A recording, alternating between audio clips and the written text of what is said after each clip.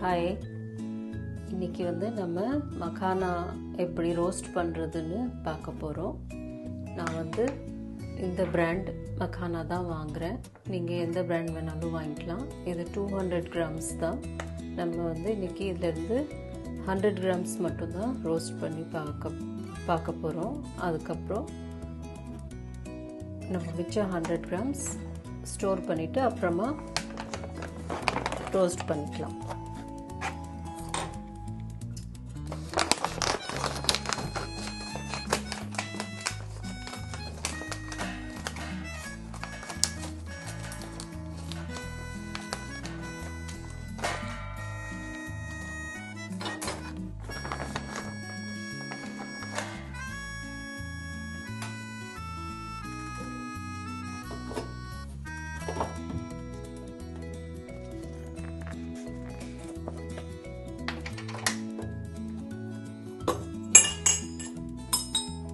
First இதில் ஒரு spoon key போட்டுக்கிடணும்.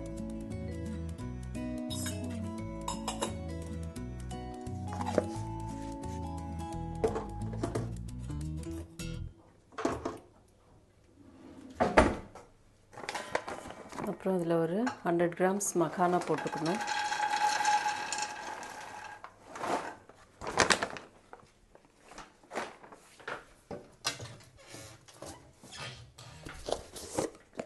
உங்கள் டேஸ்ட்டுக்கு தகுந்த மாதிரி சால்ட் போட்டுக்கோங்க.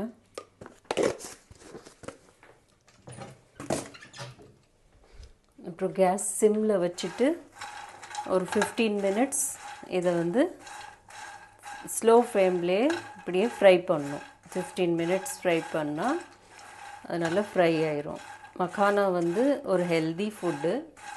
இது உங்கள் மிட் மீல் ஸ்நாக்ஸ்க்கு ரொம்ப நல்லது. இப்போ நீங்கள் டயபெட்டிஸ் பேஷண்ட்டாக இருந்தீங்கன்னா ஒரு ஹெல்தி ஆப்ஷன் உங்களுக்கு இது இருக்கும். இது ஹெல்த்துக்கு ரொம்ப நல்லது. ஒரு 15 மினிட்ஸ் நீங்கள் இதை ஸ்லோ ஃப்ளேமில் ஃப்ரை பண்ணிகிட்டே இருங்க. இது நல்லா ஃப்ரை ஆயிரும்.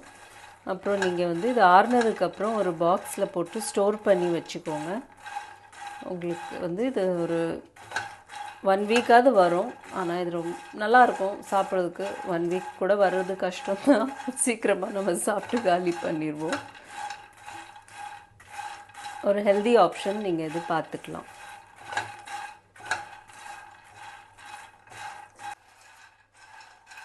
$15 மினிட்ஸ் ஆயிடுச்சு. இப்போ இது நல்லா கிறிஸ்பியாக ஆயிடுச்சு. சவுண்ட்லேயே தெரியுது.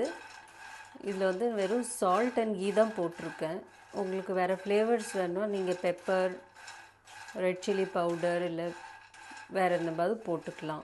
இப்போ மார்க்கெட்லலாம் சீஸி மக்கானா, பெரி பெரி மக்கானாலாம் கிடைக்கிது. நீங்கள் பெரி பெரி மசாலா வாங்கிட்டு கூட இதில் போட்டுக்கலாம். நான் வெறும் சால்டட் மக்கானா தான் செஞ்சுருக்கேன். அவ்வளோதான். இது நல்லா ஃப்ரை ஆயிடுச்சு. இனி இது ஒரு தட்டில் ட்ரான்ஸ்ஃபர் பண்ணிவிட்டு ஆறுனதுக்கப்புறம் ஒரு பாக்ஸில் போட்டுட்டு நீங்கள் மூடி வச்சிடலாம்.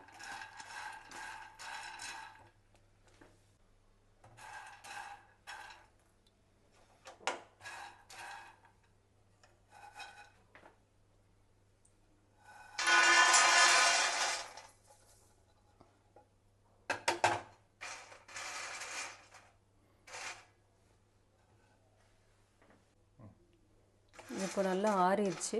இப்போ நம்ம இதை பாக்ஸில் போட்டுட்டு மூடி வச்சிடலாம்.